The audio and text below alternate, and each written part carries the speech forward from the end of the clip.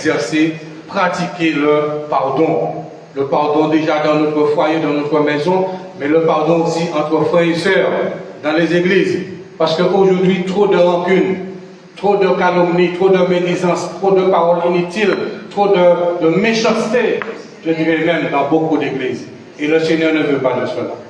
C'est celui que nous puissions nous apprendre à nous respecter, à nous supporter, à nous pardonner et à nous aimer les uns les autres.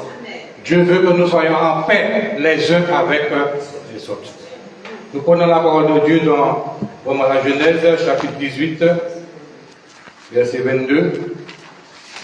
Vous allez voir comment le pardon peut changer la vie de beaucoup de personnes, et peut même changer la vie d'un pays. Voilà, le pardon peut changer la vie d'une nation, la vie d'une famille, la vie d'un pays. Donc Genèse 18, à partir du verset 22, la Bible nous dit que les hommes s'éloignèrent et allèrent vers Sodome. Mais Abraham se tint encore en présence de l'Éternel. Abraham s'approcha et dit, « Feras-tu aussi périr le juste avec le méchant ?» Verset 24, « Peut-être y a-t-il 50 justes au milieu de la ville. Les feras-tu périr aussi, et ne pardonneras-tu pas à la ville à cause des 50 justes qui sont au milieu d'elle. » Voilà, donc Abraham demande à Dieu, est-ce qu'il va détruire la ville? Voilà, s'il y a 50 justes, est-ce qu'il va détruire la ville? Et regardez la suite. Regardez la suite. Verset 25. Faire mourir le juste avec le méchant, en sorte qu'il en soit du juste comme du méchant, loin de toi cette manière d'agir. Loin de toi, celui qui juge toute la terre, n'exercera-t-il pas la justice? N'oubliez pas que Dieu est saint, mais Dieu est aussi juste. Il y a des gens qui disent que Dieu est bon, Dieu c'est un bon. Dieu est bon, oui. Dieu est bon en tout temps, mais il est juste aussi en tout temps. On aurait pu aussi ajouter, Dieu est juste en tout temps. Ce n'est pas seulement qu'il est bon en tout temps, il est juste en tout temps, en tout lieu et en toutes choses. N'oublions pas la justice de Dieu. Beaucoup de gens se concentrent sur la bonté de Dieu, mais n'oubliez pas que Dieu est juste. C'est pour cela que nous devons apprendre à craindre Dieu, à le respecter. Ensuite, le verset 26, et l'Éternel dit, si je trouve dans Sodome 50 justes, et vous connaissez Sodome, Sodome c'était une ville abominable, les gens faisaient des choses abominables. Les gens vraiment, les hommes avec les hommes couchés ensemble, c'était, voilà, les bêtes, tout cela, c'était vraiment de l'abomination. Alors, Dieu dit à Abraham, l'Éternel dit, si je trouve dans Sodome 50 justes au milieu de la ville, je pardonnerai à toute la ville, à cause d'eux. Donc, à cause de 50 justes, Dieu disait qu'il allait pardonner à toute la ville de Sodome. Et à Sodome, il n'y avait pas 50 personnes seulement. Certainement, il y avait des milliers de personnes. Mais à cause de ces 50 justes, Dieu a dit que s'il trouve 50 justes à Sodome, qu'il allait pardonner à cette ville-là. Nous continuons la lecture. Le verset 27. Abraham reprit et dit, « Voici, j'ai osé parler au Seigneur, moi qui ne suis que poudre et sang. » Voyez l'humilité d'Abraham. Voyez que de quelle humilité, lorsque nous nous adressons à Dieu, comment nous devons nous adresser à Dieu? Avec humilité. Ne viens pas devant Dieu avec orgueil pour dire je suis, je ceci, je cela. Dieu résiste aux orgueilleux, mais fait grâce aux humbles. Quand tu t'approches devant Dieu dans la prière, ne commence pas par dire je suis, Seigneur, tu sais que je suis, j'ai ceci. Non, Dieu va te résister. Mais viens avec humilité, avec le cœur repentant. Et quand tu viens comme cela, Dieu est prêt à t'écouter et à t'exaucer. Mais ne venez jamais devant Dieu avec orgueil. Voilà, avec votre connaissance, avec vos diplômes. Seigneur, voilà, tu vois, j'ai tel diplôme, j'ai bac plus 5, j'ai ceci, je ne suis pas n'importe qui, je porte le nom de telle famille, alors Seigneur, fais attention. Voilà, tu dois m'écouter. Non, tu as déjà échoué. Si tu viens comme ça devant Dieu, tu as déjà échoué. Et Dieu va te résister. Venez avec humilité devant Dieu. Alors regardez comment Abraham parle. Abraham dit, voilà, donc moi qui suis que poudre et cendre, il s'abaisse devant Dieu. Il reconnaît qu'il n'est rien, qu'il n'est personne. il reconnaît la grandeur et la puissance de Dieu. Le verset 28. Peut-être des 50 justes en manquera-t-il 5. Pour 5 détruiras-tu toute la ville, et l'Éternel dit, je ne la détruirai point si j'y trouve 45 justes. Donc ça diminue. Ça diminue. On continue la parole, verset 29. Abraham continua de lui parler et dit, peut-être s'y trouvera-t-il 40 justes. Et l'Éternel dit, je ne ferai rien à cause de ces 40 justes. Et pour souvent, nous prions, il y a des gens qui sont méchants autour de nous. On aurait voulu que Dieu puisse tuer ces personnes-là. Non, mais à cause de toi, Dieu les fait grâce. Que ce soit premièrement dans ta famille, dans ton foyer, il y a peut-être quelqu'un dans ta famille qui est méchant avec toi. Mais à cause de toi, à cause de tes prières, Dieu ne détruit pas cette personne. Dieu laisse cette personne vivre à cause de tes prières. C'est pour cela que ne demandez pas la mort du méchant. Parce que Dieu t'a fait grâce. Demandez à Dieu de faire grâce à cette personne qui te persécute, cette personne qui te méprise, qui t'humilie, peut-être qui te frappe aussi. Ne demandez pas la mort de vos ennemis, mais demandez que Dieu puisse les faire grâce. Demandez que Dieu les pardonne. Demandez qu'ils soient sauvés, parce que Dieu ne veut pas la mort du pécheur, mais qu'ils se reportent et qu'ils vivent. C'est ça la volonté de Dieu. Il y a même des gens qui disent que je vais réciter un psaume pour toi, tu vas voir. Et puis ils disent qu'ils prennent des psaumes de la Bible pour, soi-disant, contre les méchants. Mais c'est pas la parole de Dieu n'est pas faite pour que tu puisses tuer ton frère. N'utilisez pas la parole de Dieu que nous n'avons pas à lutter contre la chair et le sang, mais contre les esprits méchants. Donc Abraham est descendu jusqu'à 45. Et l'Éternel dit, verset 29, je ne ferai rien à cause de ces 40. Verset 30. Abraham dit que le Seigneur ne s'irrite point, et je parlerai. Peut-être s'y trouvera-t-il 30 justes, il est descendu encore. Et l'Éternel dit, je ne ferai rien s'il y trouve 30 justes. 30 justes, c'est quoi? C'est des personnes qui craignent Dieu. Le juste, c'est celui qui craint Dieu. Ce n'est pas celui qui crie sous les toits, je suis juste. Mais c'est celui qui craint Dieu réellement. Ce n'est pas celui qui dit, je suis chrétien. Mais c'est celui qui vit la vie chrétienne réellement. Comme le frère disait, c'est celui où on voit le fruit de l'Esprit Saint. L'amour, la paix, la joie, la douceur, la maîtrise de soi, la fidélité, tout cela. On voit vraiment la manifestation du fruit de l'Esprit dans sa vie. On voit que c'est quelqu'un qui aime, quelqu'un qui pardonne, qui supporte, qui fait du bien, qui cherche toujours à dire et à faire du bien autour de lui. Quelqu'un qui a un bon témoignage. Beaucoup de gens disent, je suis chrétien. Beaucoup de gens, c'est facile de dire, je suis chrétien, je suis enfant de Dieu, mais quelles sont tes œuvres? Quel est ton témoignage? Quel fruit que tu portes? Ce n'est pas le fait de dire, je suis chrétien, je suis chrétienne, qui prouve que tu es chrétien ou chrétienne.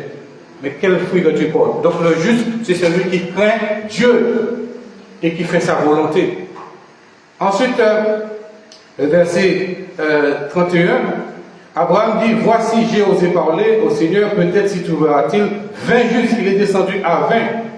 Et l'Éternel dit, je ne la détruirai point à cause de ces 20 justes. Abraham dit, il insiste, que le Seigneur ne s'irrite point, et je ne parlerai plus que cette fois. Peut-être s'y trouvera-t-il 10 justes. Il est descendu à 10. Au début c'était 50. Là il est descendu à 10. Et qu'est-ce que l'Éternel dit? L'Éternel dit, je ne la détruirai point à cause de ces 10 justes. Et l'Éternel s'en alla lorsqu'il eut achevé de parler à Abraham, et Abraham retourna dans sa demeure. Et vous savez ce qui s'est passé à Sodome et Gomorrhe. Voilà. Donc pourquoi Dieu a détruit Sodome et Gomorrhe? C'est parce qu'il n'y avait même pas 10 justes. Il y avait que Abraham, il y avait que Lot qui était là à Sodome. Voilà, donc Dieu a dû délivrer Lot. Et tant que Lot était là, Dieu ne pouvait rien faire. Il est venu, il a dit à Lot de sortir de cette ville-là, parce que je vais détruire la ville de Sodome. Ça veut dire qu'il y avait que Lot qui était là, qui était juste devant Dieu. Il n'y avait même pas 10 justes à Sodome. Donc quand Lot est parti, à ce moment-là, le jugement de Dieu est tombé. Donc toi-même aussi, si tu crains Dieu, tu fais sa volonté, à cause de toi, le jugement de Dieu tarde à frapper celui qui te fait du mal. À cause de toi. Si tu es juste, si tu crains Dieu, il faut savoir que Dieu, son jugement ne s'abat pas encore sur celui qui te fait du mal. Parce que tu es là. Tant que tu es là, rien ne t'arrivera au nom de Jésus-Christ. Le méchant peut te menacer, il peut te dire qu'il va te tuer, il va t'étrangler, il va te... Peu importe, quand tu vas, il te lance des paroles de malédiction, mais tant que tu es là, même si tu es au milieu d'eux, rien ne t'arrivera. Et à cause de toi, Dieu épargne aussi le méchant. Mais une fois que le Seigneur t'a retiré, t'a séparé, t'a éloigné de cette personne-là, beaucoup de choses peuvent arriver à cette personne. C'est pour ce qui est arrivé à Sodome. Quand Lot est parti avec sa famille, eh bien, le feu est descendu sur Sodome et Gomorrhe. Et cette ville-là a été brûlée. Et jusqu'à maintenant, si vous allez à Jérusalem, si vous allez en Israël, vous allez voir que rien ne pousse. Je ne sais pas qu'est-ce qui est en Israël là, mais rien ne pousse. Et la parole de Dieu est là. On voit l'effet du feu encore. Jusqu'à maintenant, en 2025, on voit l'effet du feu dans la ville de Sodome et de Gomorrhe. Il n'y a même pas un arbre qui pousse là. Depuis, nous sommes en 2025. Et c'est quelque chose qui s'est passé depuis avant Jésus-Christ, des milliers d'années avant Jésus-Christ. Et jusqu'à maintenant, et Dieu avait dit que rien, aucune ville ne sera bâtie dans ces villes, Sodome et Gomorrhe. Jusqu'à maintenant, la ville est brûlée. Voilà, c'est sec. La parole de Dieu, elle est puissante. Elle est tout puissante.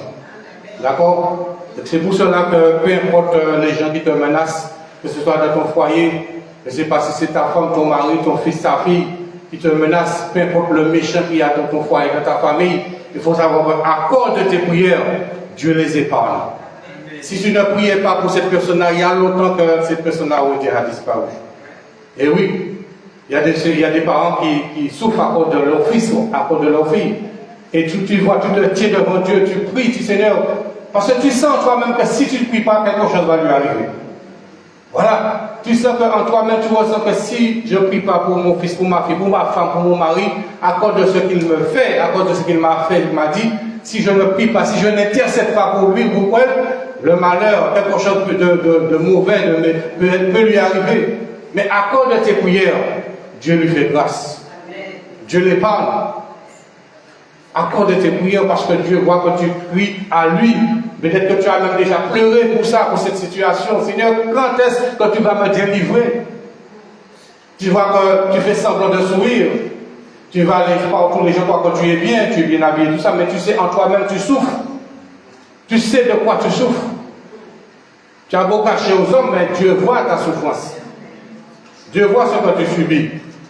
Dieu voit le mépris que tu subis de ta femme, ou de ton mari, ou de ton fils, ou de ta fille, ou d'un voisin, ou d'un membre de ta famille, d'un frère, d'une soeur, d'un cousin, d'une cousine. Dieu voit ce que tu souffres. Mais tu as prié et tu pries encore. Parce que l'amour de Dieu est en toi. Et tu ne veux pas que cette personne meure dans son état, parce que si cette personne meurt dans sa méchanceté, elle ne sera pas sauvée. Mais Dieu connaît ce que tu souffres. Même si nous ici on ne sait pas, le pasteur ne sait pas, nous on ne sait pas, mais Dieu connaît ta souffrance. Mais Dieu a entendu tes prières. Et il va t'exaucer. Il faut le croire. L'épreuve a son terme. L'épreuve a son temps. Sois patient. Et je t'encourage à noter ce psaume-là, le psaume 37, tu vas le lire. Le psaume 37, lisez ce psaume-là, méditez-le. Vous allez, il y a beaucoup d'enseignements dans ce psaume-là. Fais confiance au Seigneur et il agira. Ne t'irrite pas contre les méchants, contre ceux qui font du mal. Ne cherche pas à te venger. Parce que le plus souvent, la pensée de vengeance vient. On a subi tellement. Il y a un frère qui disait qu'il a subi. On a subi, la pensée de vengeance, des fois, frôle notre esprit. Ah non, il faut que je me réveille. Le malin vient te dire, mais il faut que tu fasses quelque chose. Tu ne peux pas continuer à souffrir comme cela. Tu ne peux pas continuer à subir du mépris, du rejet, des rumeurs en train de mentir sur toi. Mais il faut que le malin vienne pour essayer de te piquer pour que tu puisses te venger. Mais le Seigneur te dit à travers le psaume 37, vous allez le lire, le méditer. Fais confiance au Seigneur et il agira. Ne cherche pas à te venger. Ne cherche pas à l'empoisonner. Parce qu'il y a des gens qui le font. Hein. Voilà, vous lui préparez le plat qu'il préfère. Je ne dis pas ça pour vous, mais il y a de ceux qui l'ont fait. Qui n'ont pas cherché la volonté de Dieu. Qui n'ont pas su attendre. Qui n'ont pas su faire confiance à Dieu. Et qui ont préféré se venger. et ils ont offert à leur mari ou à leur femme le plat préféré en mettant du poison. Il y a des femmes qui ont poisonné leur mari, des maris qui ont poisonné leur femme, parce qu'ils n'ont pas su faire confiance à Dieu. Mais après, quand tu fais ça, la conscience, la prison aussi, tu te retrouves plus en difficulté. Donc ne cherche pas à te venger de celui qui t'a fait du mal.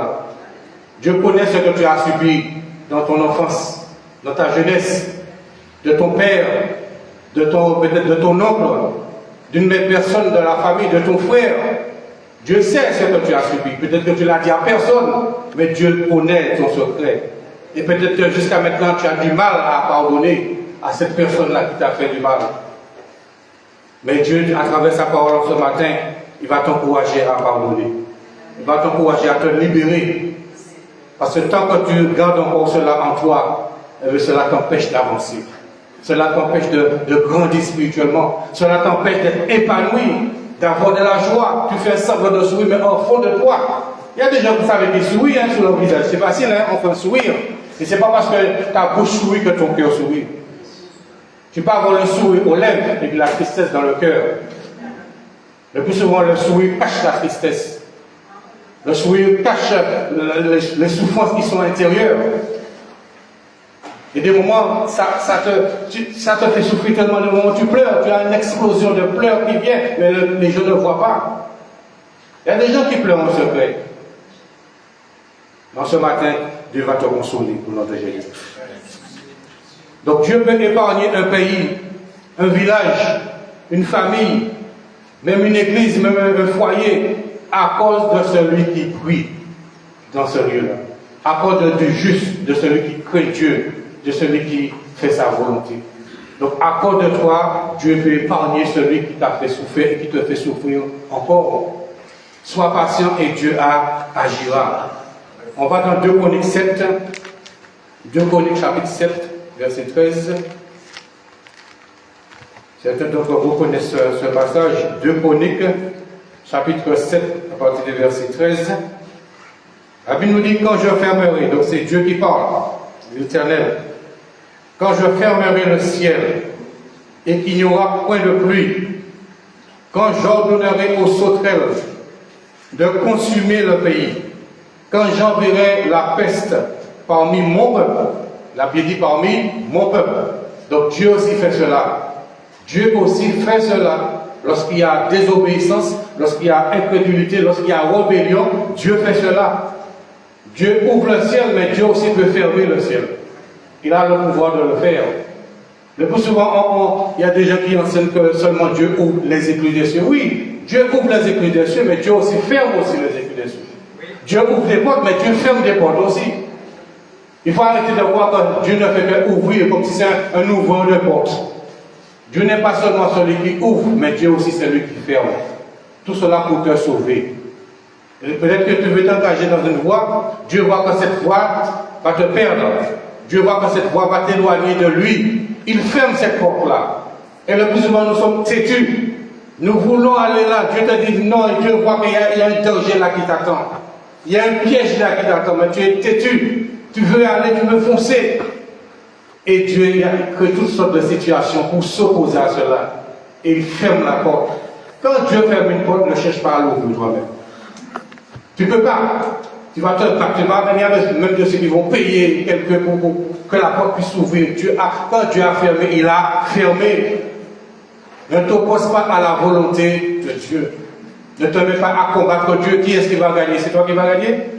C'est Dieu qui va gagner. Donc quand Dieu a fermé une porte, ne cherche pas à l'ouvrir. Alors quand je fermerai le ciel, donc Dieu ferme le ciel aussi.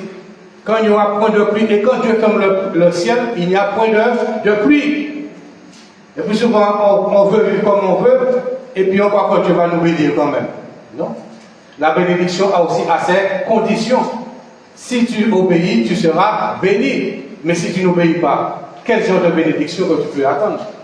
La bénédiction, c'est les conséquences de l'obéissance. Beaucoup de gens, nous voulons être bénis. Seigneur, bénis-moi, bénis-moi, bénis-moi. Mais est-ce que tu es prêt à obéir? Est-ce que tu es prêt à marcher dans les voies de Dieu? Est-ce que tu es prêt à faire la volonté de Dieu? Est-ce que tu es prêt à renoncer à ce que Dieu te demande de renoncer? Dieu veut te bénir, te dit de lâcher cette chose-là, mais tu veux tenir cela. Et la bénédiction ne vient pas. Pour pouvoir recevoir les grâces et les bénédictions de Dieu, il faut aussi apprendre à lâcher ce que Dieu te demande de lâcher. Dieu te dit d'arrêter de fréquenter cette personne-là. Mais tu ne veux pas, tu veux continuer à fréquenter cet homme-là, cette femme-là, en secret, en cachette. Dieu te dit c'est ce qui bloque ta bénédiction, c'est ce qui bloque ton mariage, c'est ce qui bloque ta prospérité, ta percée. Mais tu ne veux pas lâcher cet homme, tu ne veux pas lâcher cette femme. Et Dieu t'a déjà dit arrête. Par plusieurs personnes, Dieu t'a déjà parlé en songe même, tu as même vu des songes. C'est ce qui bloque le plus souvent la bénédiction. Et quand tu es dans cette situation-là, Dieu ferme le ciel et la pluie ne tombe pas. Tu te dis, mais pourquoi cela m'arrive? C'est parce qu'il y a quelqu'un ou quelque chose que Dieu te demande de quitter. Et quand tu es dans cette situation-là, Dieu ferme le ciel et la pluie ne tombe pas. Ça veut dire les bénédictions ne coulent pas sur ta vie parce que tu refuses de quitter, de lâcher cette personne ou cette chose qui est pour toi une occasion de chute. Si Dieu te dit de quitter cette personne, de lâcher cette personne ou cette chose, c'est parce que cette chose, cette personne est un piège pour toi. Cette chose, cette personne t'entraîne toujours au péché. Et Dieu ne veut pas que tu demeures dans le péché. Donc même si ça fait mal, il faut prendre la décision de dire à la personne que c'est fini. Voilà, il faut apprendre à te débarrasser. Il y a quelque chose dans ta maison. Dieu te dit, ôte ça de ta maison. Et oui, il y a des choses que nous gardons dans nos maisons, des choses qui n'ont plus leur place. Si tu es chrétien et tu es devenu juste, il y a des choses que tu ne peux plus garder dans ta maison. Des choses que tu as acquis par la sorcellerie, par la magie, un fétiche, un porte-bonheur, soi-disant, on t'a donné un porte-bonheur. Comment tu peux garder encore un porte-bonheur dans ta maison alors que tu es devenu chrétien, que tu es converti? Tout cela ferme le ciel sous ta vie. Tout cela empêche à la pluie de bénédiction de Dieu de couler sur ta vie. Parce qu'il y a des choses encore dans ta maison que tu veux garder. Comment tu dis que tu es chrétien, tu adores Jésus, tu regardes encore des chapelets dans ta maison? J'ai vu ça dans la maison des chrétiens. Des gens qui disent que c'est Jésus que je prie à l'église. Hein? C'est Jésus que je prie, c'est Jésus que j'évoque, tout cela. Mais dans leur maison, il y a des chapelets, il y a des photos de Marie, des statues de Marie dans leur maison. Mais à l'église, c'est Jésus. Hein? Ça veut dire que tu mènes une double vie. Et ça ferme le ciel, ça t'empêche d'avancer. Dieu voit cela. Il faut te débarrasser de ces choses-là. L'idolâtrie. Tu dois fuir l'idolâtrie. Fuir l'idolâtrie. Tu ne peux pas servir Dieu maître. Tu ne peux pas venir à l'église, louer Dieu, chanter, prendre la Sainte Seine, tout cela, glorifier Jésus, et puis à la maison, tu adores un autre Dieu. Voilà. Il faut faire attention à ça. Débarrassez-vous des fétiches, des idoles, des images, des statues de Marie, de Saint-Benoît, de Saint-Antoine, la médaille que tu as dans la voiture là. Il faut enlever cette médaille-là. C'est Saint-Benoît qui, soi-disant, dit qui protège les accidents là. Débarrassez-vous de ces choses-là. Et oui, pourquoi c'est ça? Si quelqu'un fait un accident là, il dit Saint-Benoît, sauvez-vous. Saint-Benoît, on mettait dans machin là, qui coule le Saint-Benoît là. Est-ce que c'est lui? Le Saint-Benoît, il ne peut rien faire pour toi. Il faut se débarrasser parce que tout ça, ça ferme le ciel, ça empêche à la bénédiction de Dieu de couler sur ta vie. Et Dieu ferme le ciel quand il y a désobéissance. Dieu ferme le ciel. Voilà, et la pluie ne tombe pas. Donc Dieu dit, quand je fermerai le ciel, et qu'il n'y aura point de pluie, quand j'ordonnerai aux sauterelles. Ouais, donc Dieu ordonne aussi, si on est dans la rébellion, dans la désobéissance, Dieu ordonne aussi hein, il permet aux choses de nous frapper. Voilà, il permet aussi, c'est pas seulement bénédiction, Dieu châtie aussi. Et oui, la parole dit que Dieu châtie celui qu'il aime. Si tu es enfant de Dieu et tu es dans la désobéissance, il faut savoir que Dieu aussi envoie le châtiment. Alors il est dit, quand j'ordonnerai aux sauterelles de consumer le pays, quand j'enverrai, qu'est-ce qui fait ça? Dieu, il envoie la peste. Le plus souvent, on croit que tout ça, c'est le diable qu'on voit la peste, on voit tout ça, c'est Satan, mais il y a des choses que Dieu permet aussi, parce qu'on est dans la désobéissance. Parce qu'on ne veut pas lâcher cette personne, parce qu'on ne veut pas lâcher cette chose, on refuse de pardonner. Voilà, donc quand on refuse de pardonner, eh bien, nous sommes livrés au bourreau, comme Jésus l'avait dit dans sa parabole.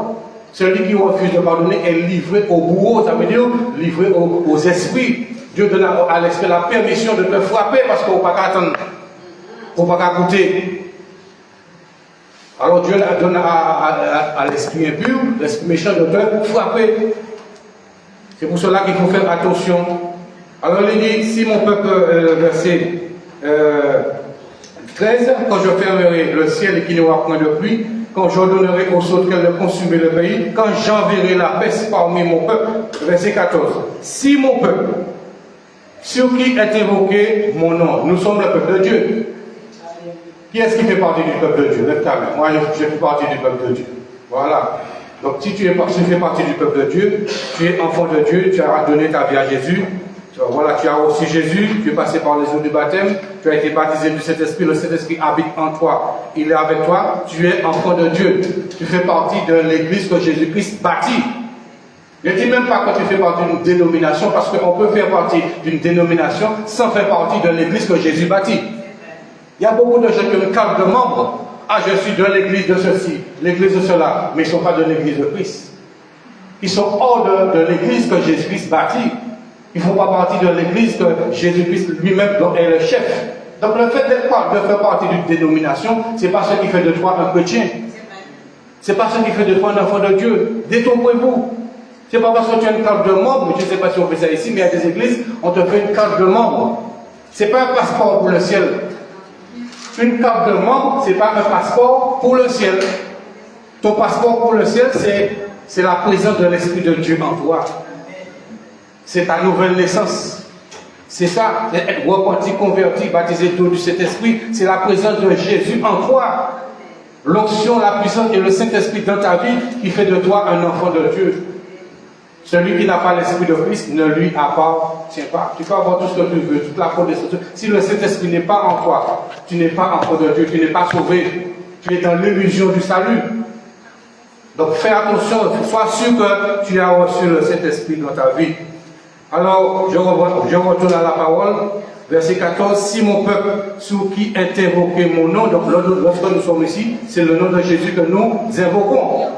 On n'invoque pas d'autres noms. Je crois que vous n'invoquez pas d'autres noms que le nom de Jésus. Jésus même a dit, lorsque vous priez, tout ce que vous demanderez le Père en mon nom, il vous l'accordera.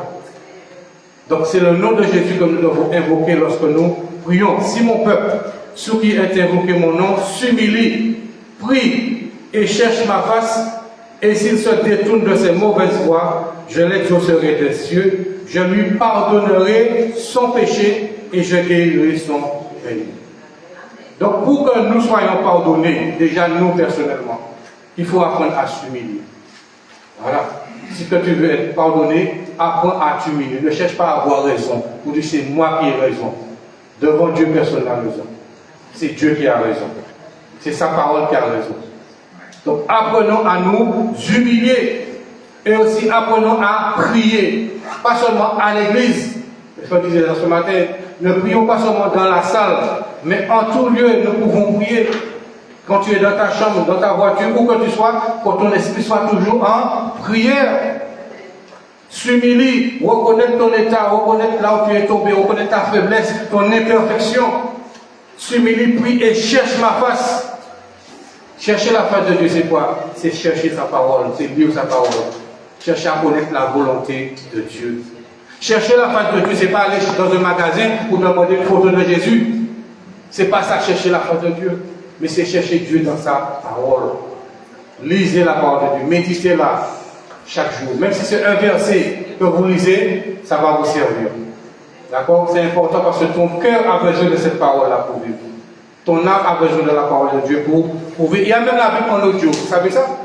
Vous allez sur Internet, sur YouTube, vous tapez Bible en audio. Pendant que vous êtes en train de faire votre ménage, vous écoutez la parole de Dieu. Au lieu de mettre du regard, je ne sais pas quoi, des séries, les feuilletons là que vous aimez, mettez la parole de Dieu dans vos maisons. Entourez-vous de la parole de Dieu dans vos voitures. Quand on vous entend passer, ce n'est pas compas, ce n'est pas la gagne ni reggae, mais lorsque quelqu'un vous entend passer en voiture, c'est la parole de Dieu, la louange qu'on doit entendre dans vos voitures. N'ayez pas honte de cela. Mettez la louange dans vos voitures. Mettez la louange dans vos maisons. Soyez toujours dans une atmosphère de louange et de la parole de Dieu. Vous êtes d'accord avec cela? Et oui, voilà. Il ne faut pas que les voisins entendent du zouk chez vous, du raga. Vous allez me dire que oui, mais c'est les enfants. C'est les enfants qui mettent ça. Mais il faut, vous êtes chez vous. Vous devez dire à vos enfants que je suis chrétien et je ne veux pas entendre ça chez moi. Voilà, si tu veux écouter des amis, écoute pour toi-même. Mais je ne veux pas que les voisins entendent ces choses-là dans ma maison. Carnaval, diable là, dans vos maisons là. Et puis les voisins entendent des paroles comme ça, des musiques comme ça. Et vous dites que vous êtes enfant de Dieu. Les voisins doivent entendre la parole de Dieu, la louange dans nos maisons, dans nos voitures aussi. C'est une manière de glorifier Dieu, de glorifier Dieu. Alors nous continuons. Donc si mon peuple sur qui est invoqué mon nom s'humilie, puis cherche ma face, s'il se détourne, il faut se détourner aussi de nos mauvaises voies. Donc lorsque nous faisons cela, Dieu va nous exaucer. Voilà. Il va nous pardonner et il va nous guérir lorsque nous faisons tout cela. Nous avançons dans Marc 11, verset 25. Marc chapitre 11, verset 25. Tout cela dans le cadre du pardon aussi, parce que Dieu veut pardonner, mais il faut apprendre à s'humilier aussi, à lui demander pardon et aussi à pardonner. Marc 11, verset 25. Alors pardonne à ta femme, pardonne à ton mari, pardonne à ton fils, pardonne à ta fille, pardonne à ton voisin, pardonne à celui qui t'a fait du mal, qui a menti sur toi. Pardonne, choisis de pardonner. Marc 11, verset 25. Et lorsque vous êtes debout, faisant votre prière, si vous avez quelque chose contre quelqu'un, pardonnez, afin que votre Père qui est dans les cieux vous pardonne aussi vos offenses. Et le verset 26, mais si vous ne pardonnez pas, votre Père qui est dans les cieux ne vous pardonnera pas non plus vos offenses. Jésus, c'est Jésus qui parle là. Lorsque vous êtes debout, faisant votre prière, il y a de ceux qui prient debout, il y a de ceux qui prient assis, il y a de ceux qui prient couchés. Mais ce qui est important, Jésus a dit, si vous avez quelque chose contre quelqu'un, pardonnez. Avant de dire au Seigneur, Seigneur, donne-moi, pardonne à celui qui t'a. Il faut dire, je pardonne à un tel. Si c'est, je sais pas, c'est pas Pierre, ouais, tu t'appelles Pierre. Pierre, mais ce matin, c'est notre prénom qu'on utilise. Si Pierre t'a fait quelque chose, eh bien, quand tu es debout, déjà, il faut aller demander à Dieu, à Pierre pardon si tu l'as offensé, et puis lui pardonner aussi si tu as fait quelque chose. Mais quand tu pries, Seigneur, je pardonne pour ce qu'il m'a fait, pour ce qu'il me fait, pour ce qu'il m'a dit. Je pardonne à mon fils qui ne m'appelle plus. Il y a des personnes comme ça. Hein? Le fils n'appelle plus. La fille, il ne savent même plus s'il y a une maman ou un papa. Il y a des enfants qui sont ingrats. Ils ont oublié le bien que vous leur avez fait. Il y a des enfants comme ça. Ils vivent leur vie maintenant. Ils touchent beaucoup plus d'argent que papa ou maman.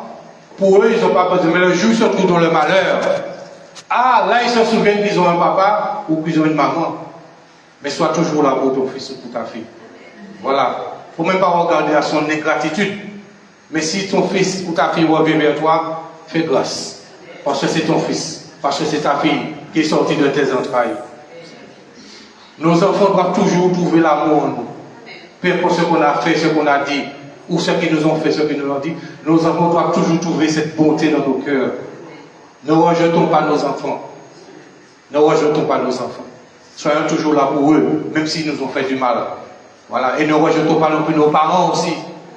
Voilà, soyons toujours là à manifester l'amour. D'accord? Apprenons à pardonner. Lorsque nous sommes debout, faisons votre prière. Si vous avez quelque chose contre quelqu'un, ce quelqu'un peut être ton mari, ce quelqu'un peut être ta femme, ce quelqu'un peut être ton père, ta mère, ce quelqu'un peut être ton fils, ta fille, peu importe un voisin, une voisine, un collègue de travail, si vous avez quelque chose contre quelqu'un, pardonnez. Nommez le nom de cette personne. Je pardonne à un tel. Au nom de Jésus-Christ de tout mon cœur, afin que votre Père qui est dans les cieux vous pardonne aussi vos offenses. Vous savez que beaucoup de gens ne seront pas sauvés à cause du manque de pardon. Et oui, il y a beaucoup de gens qui ne pourront pas être enlevés à cause du refus de pardonner. Il y a des gens qui viennent à l'église, qui n'ont aucune réunion, mais qui refusent de pardonner. Ils sont en train de perdre du temps. Des gens qui viennent à l'église et qui sont là tout le temps, tout cela, mais dans leur cœur, il y a quelqu'un là, il refuse de pardonner à cette personne-là. Vous ne pouvez pas entrer au ciel avec ça. Il faut régler ça maintenant. C'est pendant que vous êtes sur la terre qu'il faut régler ce problème-là de pardon. D'accord? Donc c'est ça. Si vous avez quelque chose contre quelqu'un, pardonnez, afin que votre Père qui est dans les cieux vous pardonne aussi vos offenses. Mais si vous ne pardonnez pas, votre Père qui est dans les cieux ne vous pardonnera pas non plus vos offenses. Et si Dieu ne vous pardonne pas, est-ce que vous pouvez entrer là dans sa présence? Non. C'est ça.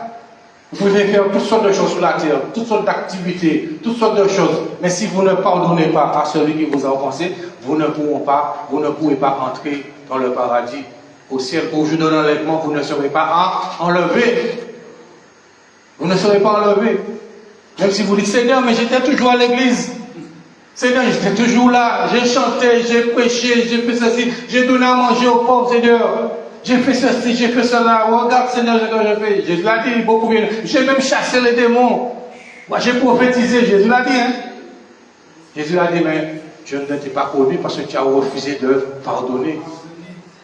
Pardonner à ta femme. Pardonner à ton mari. Pardonner au père de tes enfants. Pardonner à celui qui t'a abandonné, qui t'a trahi peut-être. Oui, je reconnais que tu as fait tout ça, mais dans ton cœur, tu avais encore cette personne-là que tu refusais de pardonner. Et même si cette personne est décédée, il y a quelqu'un peut-être que tu as haï, que tu as détesté cette personne. Je ne te dis pas d'aller au cimetière pour demander, la personne, il n'y a pas de communication entre les morts. Mais devant Dieu, tu dois dire, Seigneur, je pardonne à cette personne qui m'avait fait ça pendant de son vivant. Je pardonne à cette personne-là. Tu ne vas pas aller vers la personne, mais tu t'adresses à Dieu. Et tu dis, Seigneur, je pardonne à ma mère qui n'est plus là. Je sais qu'elle m'a fait ça, mais je la pardonne de tout mon cœur. Ce n'est pas parce que quelqu'un est décédé pour dire que non, vous n'allez pas au cimetière, mais vous devez vous adresser à Dieu pour dire, je pardonne à cette personne-là. Pour le mal qu'elle m'a fait de son vivant. Voilà, il faut régler ça. Parce que même si la personne est décédée, vous n'allez pas voir la personne, mais devant Dieu, vous devez pardonner à cette personne. Afin que vous soyez libérés. La personne est déjà morte. Voilà, son cas est déjà scellé. Mais vous devez vous libérer en pardonnant à cette personne qui vous a fait du mal durant son vivant. Vous comprenez ce que je dis? C'est important le pardon. C'est important. Si vous avez quelque chose qu'on vous a fait, voilà, pardonnez. On va maintenant dans Luc 17. Luc 17, verset 1 à 4. Luc 17. Il faut régler ça, le pardon c'est un choix, c'est une décision, c'est pas une question de sentiment, je ne ressens pas qu'il faut, non, c'est obéir. Tu confesses, tu déclares, je pardonne à cette personne de tout mon cœur au nom de Jésus, et tu nommes le nom. Voilà, si tu peux faire la liste de ceux que tu n'as pas pardonné, puis tu pardonnes à chaque personne de tout ton cœur. Luc 17, verset 1 à 4. Luc 17, verset 1 à 4. Jésus dit, si ton frère a péché, reprends-le. C'est ce qu'elle avait dit. Et s'il se repent, pardonne-lui. Si ton frère a péché, est-ce qu'il a dit, ton frère a péché, alors publie cela. Est-ce que c'est ce que Jésus a dit là? Tu vas d'abord voir ton frère. Si tu sais qu'il a péché contre toi, il a fait quelque chose, tu dois aller le voir personnellement. Pour pas aller dire aux autres, il m'a fait. Et puis le laisser là. La première démarche, c'est d'aller vers ton frère, vers celui qui a péché. Et malheureusement, c'est le contraire qui se passe. Au lieu d'aller voir ton frère qui a péché, tu vas le dire à tout le monde, il m'a fait ci, il m'a fait ça. Eh bien, le scandale vient de qui? À ce moment-là, le scandale vient de toi. Le scandale vient de celui qui publie la faute de l'autre. Et le Seigneur dit que malheur, il est inévitable, il dit, voilà, malheur par qui le scandale arrive. Le scandale arrive comment? Par celui qui publie la faute de l'autre. Ne soyez pas comme ça. Si ton frère a péché, va vers lui, va vers elle. Réglez ça entre vous deux. Voilà. Donc ne sois pas en scandale à l'église, ne sois pas en scandale à quoi que ce soit. C'est ça la démarche qu'il faut faire. Et le Seigneur a dit, si tu te repens, tu le pardonnes. Et il y a de ceux qui disent que, tu n'es pas venu me demander pardon, on ne va pas pardonner. Il y a des gens qui parlent comme ça. Tant qu'il ne vient pas là, mes pieds, pour me demander pardon, je ne le pardonne pas. Non. Même si ton frère ne vient pas te demander pardon, mais tu as l'amour de Dieu en toi. Tu ne vas pas attendre que ton frère vienne te demander pardon. Voilà, pour lui pardonner, tu as déjà le pardon dans ton cœur. Voilà, regardez le fils prodigue. Il est revenu après tant d'années, il a tout gaspillé. Le pardon était déjà dans le cœur de son papa. Et oui, voilà, vous pouvez penser quand le fils est venu, le papa a serré son fils qu'il a pardonné, le pardon était déjà dans le cœur. Avant même que le fils revienne, le pardon était déjà dans son cœur pour son fils. Donc que le pardon soit déjà dans ton cœur. Pour celui qui t'a offensé, même s'il ne revient pas, mais que le pardon soit déjà dans ton cœur pour ton fils, pour ta fille. Voilà, pour ton mari, peu importe la personne, que le pardon soit déjà dans notre de tout cœur. Et comment le pardon est là? Par le Saint-Esprit. Si tu as l'Esprit de Dieu, le Saint-Esprit met l'amour dans ton cœur. L'amour de Dieu est répandu dans nos cœurs par le Saint-Esprit dans un jour. Et que cette fois, il revienne à toi disant, je me repens. Jésus lui dit, tu lui pardonneras. C'était que vous avez des espoirs à faire. Voilà, si cette fois-là, il revient pour la même chose, à ce moment-là, tu vas dire, mais tu fais exprès. Jésus lui dit, s'il revient pour te dire, je me repens, tu lui pardonneras. C'est ça l'obéissance. Tout simplement. On obéit tout simplement. Mais le plus souvent, nous-mêmes, on allait dire, tu fais exprès. Comme tu fais exprès, c'est bon, je ne te pardonne pas. Non, Jésus dit que s'il fait cela, cette fois, il revient vers toi, il te demande pardon, tu dois lui pardonner. Et c'est le chiffre de la perfection. Ça veut dire ne te lasse pas de pardonner. Est-ce que Dieu se lasse de nous pardonner? Dieu ne se lasse pas. Regarde que nous faisons des erreurs d'une manière ou d'une autre. Et on vient vers Dieu, on lui demande pardon. Est-ce que Dieu ne nous pardonne pas? Il nous pardonne. Donc est-ce qu'on est plus grand que Dieu? Non.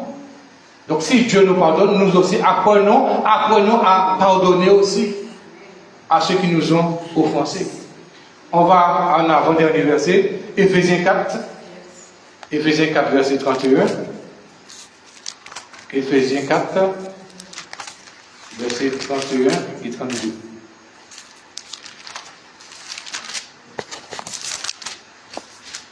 Éphésiens chapitre 4, verset 31.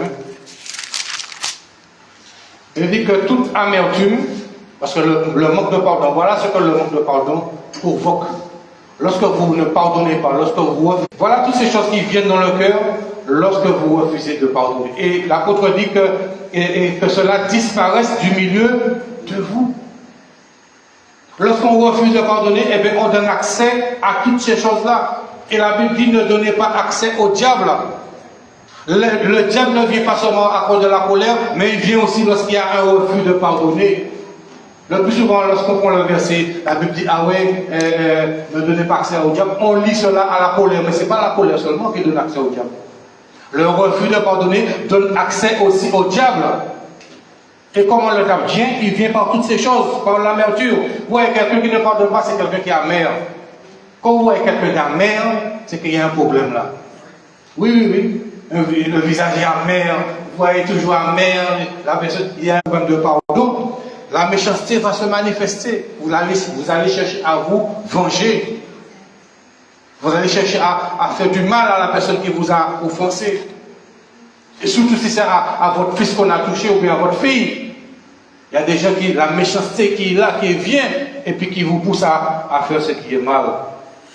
Et le verset 32 nous dit, soyez pardonnés, puis l'autre ne doit pas pardonner. Lorsqu'on est enfant de Dieu, c'est comme ça, on se pardonne réciproquement. Et le dernier verset, Colossiens 3, verset 12. Colossiens 3, verset 12. Colossiens, chapitre 3, verset 12. Ainsi donc, comme des élus de Dieu, saints et bien-aimés, revêtez-vous d'entrailles de miséricorde, de bonté, d'humilité, de douceur, de patience. Supportez-vous les uns les autres. D'ulcère, parce qu'ils refusent de pardonner. Le refus de pardonner attire aussi des maladies dans nos vies. Donc, à partir d'aujourd'hui, lorsque vous avez entendu ce message, demandez à Dieu de vous donner la force de pardonner. On va se tenir debout, on va prier tous ensemble, on va demander à Dieu de nous donner cette force, cette volonté de pardonner à ceux qui nous ont offensés. Alors, dis Seigneur Jésus, répète avant moi, Seigneur Jésus, en ce matin, j'ai entendu ta parole. Je reconnais mes faiblesses, mon imperfection, mes manquements et mes fautes devant toi. Par ta parole, ce matin, je choisis de pardonner à ceux et celles qui m'ont fait du mal. Je les pardonne maintenant de tout mon cœur au nom de Jésus-Christ. Seigneur Jésus, je te demande pardon pour toutes les fois que je n'ai pas pardonné à quelqu'un. En ce matin, je me repens de cela et je choisis de pardonner.